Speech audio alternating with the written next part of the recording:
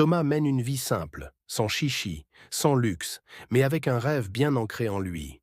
Devenir riche, très riche. Chaque jour, il regarde autour de lui et ressent cette envie de réussite, ce désir d'échapper à une vie sans éclat. Pour lui, la richesse est synonyme de liberté, de pouvoir et surtout de bonheur. Le soir, dans sa chambre modeste, il observe par la fenêtre les lumières de la ville. Il rêve d'un avenir où il pourrait briller, être reconnu et s'offrir tout ce qu'il veut. Il imagine les voitures de luxe, les voyages, la reconnaissance sociale. Un jour, murmure-t-il avec détermination, un jour, il aura tout cela. Un jour, Thomas décide de tenter sa chance en investissant dans une start-up qui lui semble prometteuse. C'est un coup de poker, mais le destin sourit aux audacieux. La start-up explose, les profits affluent, et Thomas devient riche du jour au lendemain.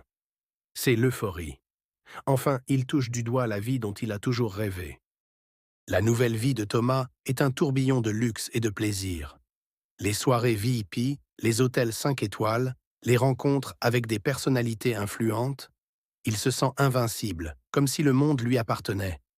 Pour la première fois, il a l'impression d'être quelqu'un d'important, quelqu'un qui compte. C'est ça, le bonheur, pense-t-il. Je le savais. Thomas est maintenant au sommet. À 30 ans à peine, il possède sa propre entreprise, voyage en jet privé, conduit des voitures de luxe et possède une immense villa. Ses proches ne le reconnaissent plus, mais peu importe. Il est respecté, admiré, et les magazines parlent de lui comme d'un jeune prodige. Pourtant, malgré cette réussite, il sent parfois comme un vide. Parfois, il se surprend à contempler la vue depuis son bureau, le regard perdu.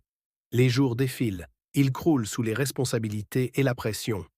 Les anciens amis se font rares, les nouvelles relations sont superficielles et sa famille semble loin. À quoi bon être au sommet si on n'a personne avec qui partager cette vie? Ce qu'il pensait être le bonheur commence à le dévorer de l'intérieur. Puis tout bascule. Les investissements risqués de Thomas finissent par se retourner contre lui. La bulle éclate. Les pertes s'accumulent, les dettes aussi. En quelques mois, il perd tout.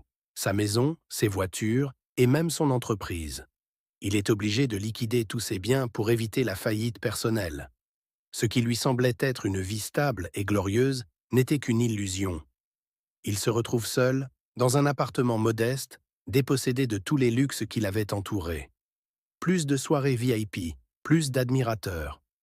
Il n'est plus quelqu'un. Les gens ne se souviennent même plus de lui. Assis dans sa nouvelle réalité, il est envahi par une vague de regrets et de tristesse, se demandant comment tout a pu lui échapper aussi vite. Finalement, Thomas revient à la vie qu'il avait avant. Le luxe a disparu, mais il découvre une étrange sensation de calme, de paix. Assis sur un banc dans un parc, il regarde les gens autour de lui, les familles, les amis qui rient ensemble.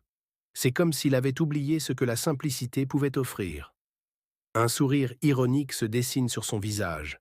Il se rend compte que la quête de richesse ne l'a jamais vraiment comblé. Il avait tout, mais n'était pas heureux. Ironiquement, il retrouve une certaine tranquillité en retournant à cette vie modeste qu'il méprisait autrefois. L'argent ne fait pas le bonheur, se dit-il en riant doucement. Tout ce qu'il cherchait, il l'avait déjà depuis le début.